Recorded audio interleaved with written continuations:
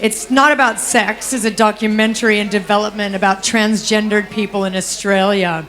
For the moment, it's focused on Andrew Guy, who was a previous panelist here at Women Say Something, and the experiences and challenges that he is facing through this transition process, which is sometimes inspiring and other times can almost be called debilitating.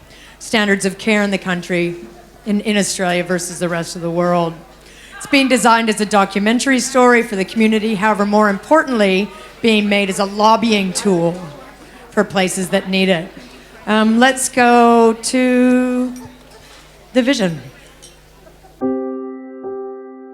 I remember when I was little asking my mum, if you want to become a boy, is there something you can do about that?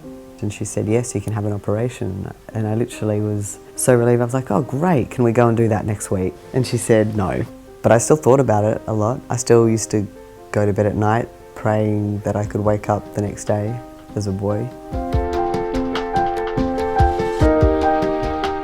If somebody's deeply unhappy, what do? They try and make themselves look attractive to the world to get that affirmation back.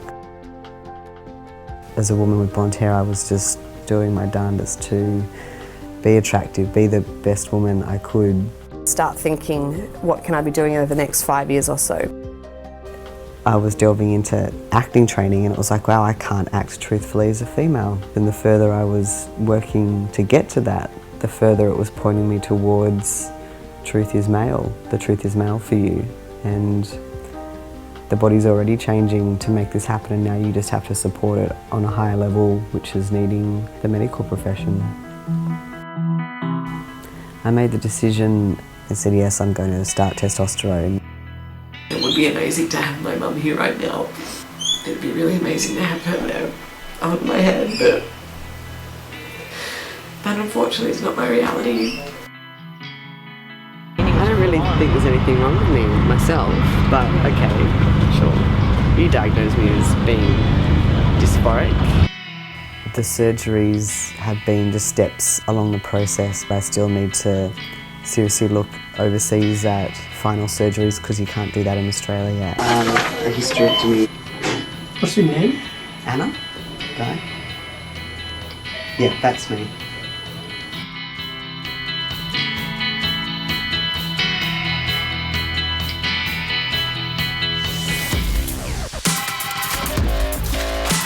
Suddenly people get what isolation means, and they get what exclusion means, not just as an idea, but as a kinesthetic feeling. Gender is perhaps secondary to who we are as our souls. Stronger. What you're doing is exactly what you were doing, but now you're doing it in boy range instead of girl range. There's so much more to go. This is just the beginning. I'm still discovering what it is to have facial hair and to not have facial hair, and how to wear it, and who I am as a male, who I am in society as a male. People who change their gender are just an everyday person that eats and sleeps and loves and gets hurt, and is just here to live as best they can alongside everybody else. Hello everyone. Hey everyone. Hello everybody. Hello there. Hi everyone. Hello. Hello.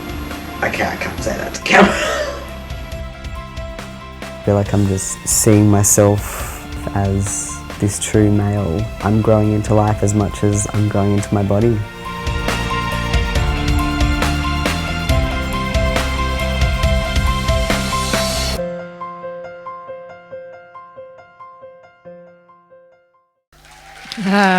Okay, that's being launched next month in the lead up to Transgender Remembrance Day to highlight the current state of play and surrounding issues. One dire area is the lack of financial support for the medical side of it. So a crowd raiser is currently being run for 3 months to support trans youth with their medical processes.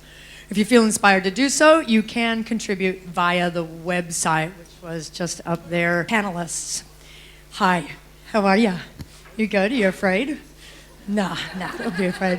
Okay, so in the tradition of tonight, I'm going to ask you to introduce yourselves and give us a little timeline of your image as you've seen it. Leah. Hello. Oh, that worked. Hi everyone. My name's Leah, and fortunately enough, Kate did email that little, I might ask you that to start with, and typical procrastinating me, didn't really do anything about it until this afternoon and then went, fuck, how's my image changed? So I rang my mum and said, Mum, you've known me since I was in the womb, you know, what's happened over that time? And the thing that actually surprised me as well, she said, Leah, when you're a small girl, you're actually really shy. And for those of you that know me, I am not that shy anymore. And I quite often speak about the elephant in the room and get on my soapbox at any given opportunity. So when I had this conversation with my mother, she said that you were always really shy, but you were always, you would still talk for the underdog. So you would hide behind my skirt, but if something was wrong, you would come out and say it. And so I guess what's happened in the change of my image and in myself is finding confidence. And I'm not entirely sure where or how or why that happened. But somehow I managed to learn how to construct a sentence, except for if I meet Claire Bowditch, and then all I can do is flutter my heart. But yeah, I think the way my image has changed over the years is learning that all of those feelings that I had when I was a child and I was afraid to speak was that they're really important to speak about, and the ability to stand up and have a sentence or two if you can. Thank you very much, Leah. Naomi Palmer. Oh, here we go. I came from a country town called Iluka. Where's that? Exactly. If you say Yamba, Coffs Harbour up that way. Grew up dirt bike riding, horseback riding. All my friends were fucking the boys and I wasn't. And I thought, where can I go to I did my associate diploma of music, so I thought, where's the furthest college I can go away from my mother? Goulburn. So I did. And, well, they had a really good course as well and great teachers, and went down there for 2 years and discovered myself and thought, oh my goodness, oh my goodness, oh my goodness, oh my goodness, oh my goodness, I do like chicks, but growing up in the country, you're not allowed, you get called a lemon, oh, she's such a lemon. And I used to call other girls lemon, which actually looking back was just really awful. Recently apologised for that, but anyway. Then going from college, coming to Sydney, and I walked into the Albury Hotel. It's a perfect example. You reckon you procrastinate about emails? I read it today and didn't read it.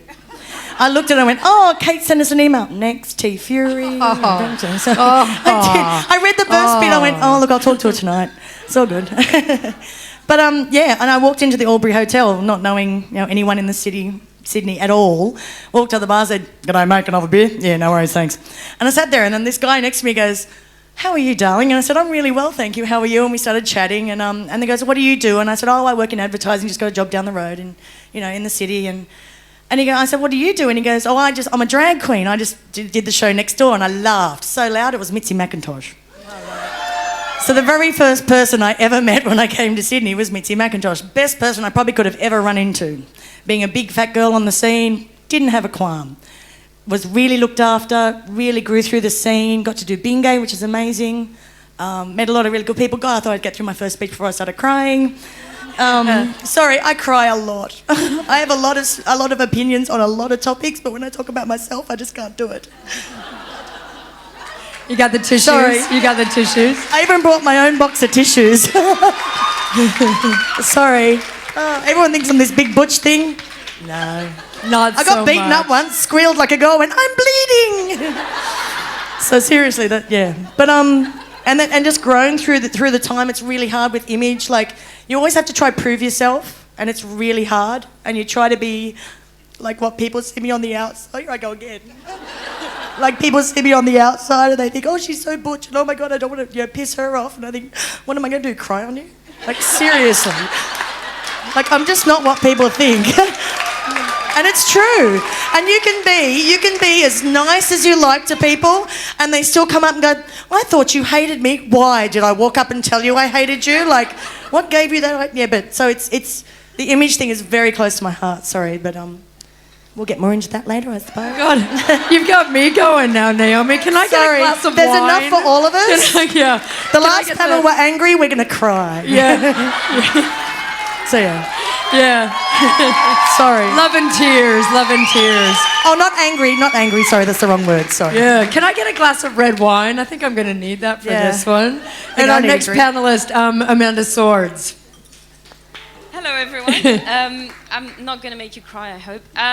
Basically, my story is when I was 16, I think at one point I told my mum that I wanted to get a big-ass tattoo and be a commercial diver.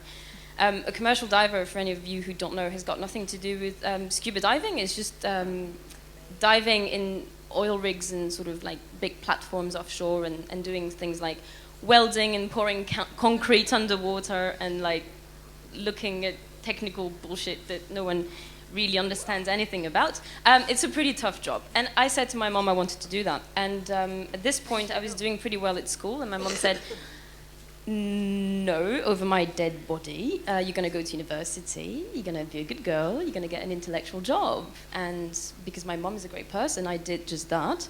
Went to university, got a good job in an office, was fucking bored out of my head after 5 years and thought, you know what, I still want to like get a big ass tattoo and be a commercial diver, so I did. Yay! Which cost me a lot of money. So now I'm a commercial diver. There is probably, I don't exactly know, but I think there's about between 4 and probably about 6 or 8 of us in the world that are female commercial divers. And as I said in the little blurb, there is just no space for us. Absolutely no space, nowhere, not in the training, not in the changing rooms, not on the old platforms. And as a result, when I step on a job, I'm just not a woman anymore. I'm just a person who's doing a job, which is very difficult because I identify as a woman. I am a woman, and I would like to still be able to be a woman on these environments, but I'm not really able to. And I've been very recently turned down from 3 jobs on the sole basis of me being a woman. I can do the job. I was referred to by lots of different people saying that I could do the job, that I was good, actually, at my job, funnily enough. But no, they just didn't want a woman on the platform. So that's been really quite difficult, and I guess I'll have lots to talk to you all about what it feels like to just be rejected on basis of you not having a cock, which really sucks. Thank you. And Beccy Cole. Thank you. Hey. I so wish I could say I was something interesting like a commercial diver, but I'm a country singer, and I feel like even though I recently, as a country singer, came out as a lesbian, I feel like as a lesbian I'm coming out as a country singer right now. But I think maybe the rhinestones. But image has been an absolute journey for me. When I was a kid, I was very much a tomboy, and I am the favourite grandchild of my gorgeous grandmother, who's 93 and still with us, selling Avon. She has 7 grandchildren, 6 boys, and her favourite, the girl, who ended up being gay, which is so interesting. But for me, I guess, as a little girl, I come from a very long line of extremely strong women who have never not worked very hard in their life every day. And when my mum just wanted me to be so incredibly feminine, and I just didn't want to be. She bought me the most beautiful doll's house with everything you could imagine when I was tiny, and I turned it on its side and made a fort out of it for my army men. And I was great, BMX and all that kind of stuff. And I guess for me, I was always conflicted because I also wanted to be Dolly Parton when I grew up. And I had 286 pictures of Dolly on my wall. And everything I ever did was to do with Dolly. I went through this period where I would speak like Dolly. Mum would say, Rebecca, clean your room. And I'd say, well, I ain't going to do it tonight. I'll do it tomorrow night.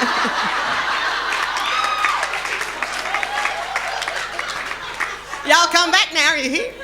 So it was very difficult for me because I wanted to be this flamboyant performer, but I also kind of wanted to be a boy that had girlfriends. And it was hard for me to work out where I fit, I guess. So that's me in a nutshell, or a case, I guess.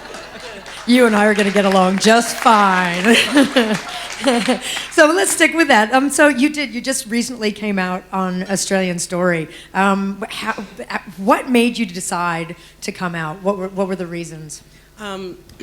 Lots, but the two main ones. One, I have a 13-year-old son who I adore, and I wanted to show him that we can be our true selves in this society. And I had a suspicion that everything was going to be okay. You know, that all the warnings that I'd gotten from people that knew I was gay over the years and said, you can't do this, not in the music industry, and all of the, I guess the danger signs that people had tried to show me. For me, getting to that point of hitting 40, I had a bit of a list of things that I wanted to do, and coming out was one of them, because I didn't feel right about it, and I think it is my duty as a mother to show my son that we can be ourselves. It's it's the most important thing, I believe, as a mother that you can do. And secondly, something I'm extremely passionate about is that I think we need a voice in regional Australia, and I'm a country singer. And I've met so many amazing people, and I had no idea until Australian Story, and it was over 500 emails, letters, and the most heart-wrenching, some joyful and some just so heartbreaking stories, because I had told mine, they wanted to tell me theirs. And there is a whole community out there that need us. And for me, as a country singer, because that's where predominantly my audience and my work is, and that's where I go and do my thing, for me to put my hand up, I think it was an important thing for someone in my position to do. So that's why I wanted to do it. Thanks. Have you found that you have been treated any differently now that people see you differently? I have been overwhelmed, I think, and it's still, I guess, fairly recent for me, and overwhelmed with positive feedback, and I have chosen to concentrate more on the positive feedback. And as far as people treating me differently, I am just so incredibly happy to be in my own skin now, and so... Tissues. It's an amazing feeling. It's an amazing feeling. I just feel an incredible sense of acceptance, and I spent a lot of time working very hard on my career and who I am as far as my musical career goes, and I worked very, very hard on that, and I didn't want to lose that for any reason, and I have felt great acceptance, and most of all, I feel really, really comfortable with who I am. I'm going to cry too. Stop it, Ness. Thanks. I think I'll be okay, but I'll let you know. And so, how is your son? How has your son kind of travelled through all of this? He's great. Yeah. He's just always been a little champ. I realised I was gay when I had a 6-month-old baby, so he's never known any different. And if anything, I had to explain to him that, okay, not all mums have girlfriends, especially the amount that your mum has. That was a long time ago. I guess I had to explain to him that this is, you may not come across this as much when you're in school, but he has sometimes. And he, as a result, he's got an amazing heart. He's a beautiful child. He is very accepting of anybody, and he's everybody's friend, and he fits in very well with adults. I mean, I guess that comes with, he did his first tour with me when he was 2 weeks old, and he's now 13. But he's my hero. He's an incredible little fella. He's awesome. That's brilliant. That's brilliant. Okay, Leah, I'm going to move over to you, and we're going to talk about young people. Young people in Australia report body image as one of their top issues. Why do you think this is? Wow. Context, if anyone didn't read my little bio get-up, which I struggled so much to write, and thank you to my best friend for editing it and editing out all of the crappy jokes that I tried to put in. But my background is that I've been a youth worker for the past 7 years in regional New South Wales, and now in the city at a young women's refuge, and now I work more in the policy and advocacy side of things, sort of fighting the good fight if I can, if anyone is willing to listen at any point in time. And so that's context to my experiences there. Why do I think it's such a big issue?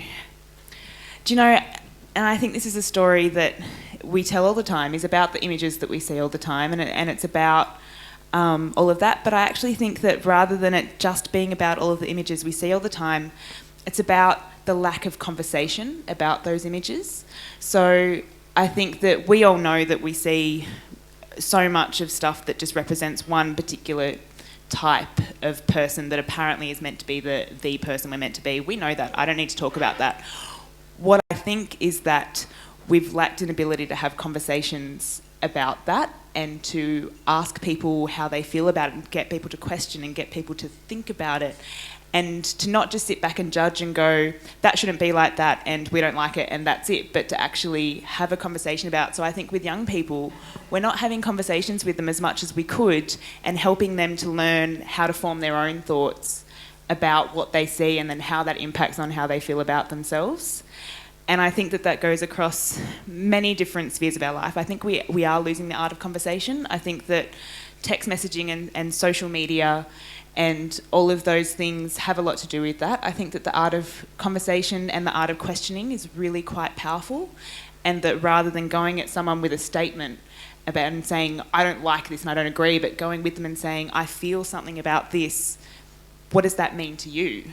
And having a conversation about it is something that could potentially change the way that we think about what we see.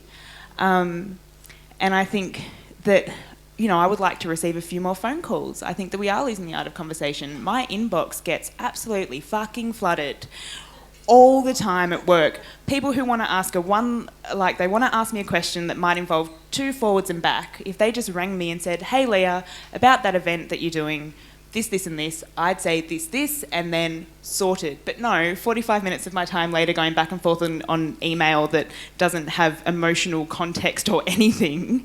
And we're losing that ability to speak with each other about what's important to us. And I think that by losing the conversation, we're losing our control over how our world is and how we relate to it. And are there outlets? Yeah, thank you. Are there outlets for youth other than Facebook and things like that, where they are being mentored, or where they can have a space where they actually are meeting up face to face? I think there definitely are, and I think that we don't give enough credit to our young people. I get judged a lot because I'm young and I'm doing what I do, and I have the fancy title of executive officer, and I'm 28 3/4. And I don't have a university degree, I don't have a PhD, I don't have even a bachelor's, and I get judged a lot because I haven't studied to be there, and I'm not old enough to be there. But holy fuck, I've got some passion and I've worked some bloody hard to get where I am, and I get judged for that. And I think that young people get judged around the quality of the conversations they have. Maybe they don't speak like we do as adults, but they do have conversations, and I think that we could give them more room to do that and listen to them more and actually invite them into conversations rather than saying, oh, let's have youth participation. So we're going to sit at a board table, which is a completely adult zone where adults don't even feel comfortable, let alone enjoy, and get one young person to sit there and go, you're our youth voice, what do you think? And they don't even talk like that. We don't want to talk like we do when we sit around a board table. So when you're a young person, I sit there in those meetings and go, shit, they've asked me a question. So, I think that, yes, there are some spaces out there, and it's one of the reasons why I do the work that I do, because youth workers are amazing. People say that youth work, you're just hanging out with young people, you're just hanging out with teenagers, really, you get paid for that. People have said to me, you get paid for that? I don't know that if you've worked in a young women's refuge with 6 teenagers between the ages of 13 and 17, and not only had to coordinate all of their lunches, wake-up times and going to school in the morning, but also had to have complex conversations about their complex trauma, not to mention the fight they had with their boyfriend, the fact that they're getting bullied on Facebook. So there are spaces out there, and to answer your question, there needs to be more of them, and I think that all of us as adults in this room, if we could not judge a young person and when they're having an issue, actually ask them a question, have a conversation about it, we can all do something about it. So, the other panelists, do you think we are losing a little bit of the art of conversation in the world that we're living, Naomi? Totally. We have dinner time out. This is a great thing my friend told us. Every time we go to dinner, all the phones go in the middle of the table, all of them go in the middle of the table. The first one touches it, pays for the whole lot. Seriously, try it. It brings back the art of conversation. Doesn't it, babe? Seriously, we put them all there and you can just see people go, oh no. Eating something and go, oh, I forgot to check. Oh no. Seriously, it works. It's amazing. We do it every time we go to dinner now, and it's amazing how many people, and I think that people are realising now too how much they use technology and how much they, you know, I was just texting someone across the table to the next table before. I went, oh, just get up. Yeah. You know, so it's amazing. It's become a lot easier, and it's made us a little lazy too. So I used to love talking on the phone. Remember when we were kids and you sit on the phone for like 2 hours and then get off and wonder what we were talking about? Or do prank calls. Yeah. Yeah. All the old school stuff, man, seriously. Or just getting on your bike and just go, well, not bike nowadays, but just getting in your car or going down the walk and just, hey, I'll meet you down the road for coffee. Calling them and saying, I'll come meet you for coffee. What are you doing? Do you know what I mean? Like, we don't do that anymore. No. I'll poke you. I think it makes us late as well because we're so used to being able to text someone and say, just be 15 minutes, you know, traffic, which is always a lie. We know there's going to be traffic and we're just spending more time primping our hair.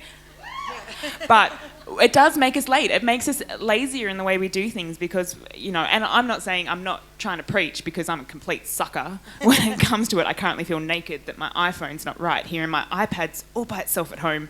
But it's true, it's making us lazy in the way we relate to the world and the way we relate to each other. Yeah, it definitely does. So Naomi, you have kids. I do. You do. And how are you trying to make a difference in their lives so that maybe they don't buy into that whole... Where do I start? Yeah, let's just keep it brief. Yeah, I know, I'm trying to. 4 and 7, little Miss 4, little Mr. 7, always asking questions. Always asking, like you were saying, ask them questions, ask them where they are, what are they doing. But they're very opinionated kids nowadays, have you noticed? They will tell you exactly what they feel. You know, oh, why are those two boys kissing, Naomi? Oh, because they're in love. Okay. Like, they don't really care. It's Mr. Cameron actually came to the gay and lesbian rights rally in Hyde Park and sat there and goes, oh, are we finished yet? What are we doing here? And I said, oh, because, you know, Mummy and I love each other very much. We want to get married. Just give it to them already. Who cares? You know, seriously. And everyone around him just went... Like, seriously, they're just amazing little sponges. But I find it's very hard with them because I have my own, as you do, you have your own opinions and Mel has her own opinions and we all have our own opinions of what someone should think. But when it comes to kids, you can't force that opinion on them. You can only ask them, like, you know, we talked about gay and being married and I said to Amber Sky once, she was 3, and I said, so, well, you can marry a boy or a girl. Oh, no, I wouldn't marry a girl. What are you talking about? Like, because she's... in this heterosexual life and this, you know, and then she loves princesses and all that sort of, well, you can be, you know, you can be a truck driver if you want. I don't want to be a truck driver. Like, I do try. I push her in that direction. You can be whoever you want to be. I'm going to be a princess, Naomi. All right, you be a princess. I'll find you a prince somehow. I don't know. That's going to happen. She wants to be a veterinarian. We're getting a bit better now. That's good. A vet's good. We're getting onto something more than the princess. So, but it's really hard to... Especially when she does spend a lot of time with Dad and her brothers out west and then comes to us a lot of the time as well. There's a lot of that. It's all about, you know, she has to be a girl and she's the only girl in a family of boys, so she has to wear the dresses and the makeup and everything. And then she's like, well, why don't you have a dress, Naomi? Because I don't like them. I do have one. But yeah, and Cameron would be just like, because she doesn't want to wear them, Amber Sky. It's okay. So he sees both worlds. And I think as they grow up, again, like you were saying, your boy, they're just amazing, aren't they? They're just, I don't know what else to say. Sorry. I love them. Okay, now, Noams, I want to ask a personal question, so get your tissues ready. So you're an active Dykes on Bikes member. You've been the barrel bitch for being gay for how many years did you say? 13. 13 years. I know. And you're also an accomplished singer, which a lot of people wouldn't know about Naomi. Do you feel... I have a fan. Yeah, there's one. Do you feel as though you change your image at all, or you morph it depending on what you're doing or how you're doing it? Very much. Yeah? Very much. I think there's a performer Naomi and a me Naomi. I think you have to. I think, not that you have to, well, I have to. I guess there's kind of like I was saying before, how there's those people that say, oh, I thought you hated me. But I don't even know you. I haven't had women at work. I work at, a call centre, and they literally go, I didn't think you liked me very much. Why? We've spoken 2 words maybe in the lunchroom saying, hi, how are you today? Good, thank you. Oh, did that sound rude? Like, do you know what I mean? It's really hard, but I think when I'm a singer and I'm not raw like this, it's kind of freaky that I can be that persona, I guess, and Beccy would probably be good with this too. You have this front that just comes up and you're about to sing a song, and I feel so good when I'm singing and or acting or doing something that's like performing, because you're in your element, I guess is the good word to say it, and you feel so comfortable what you're doing, and you just get out there and you do it and you love it and you enjoy it, but sitting here like ripping yourself apart, like just thinking, oh my God, I have to talk about myself, it's really hard. I'm finding this very difficult actually. So well, thanks for being here. Yeah.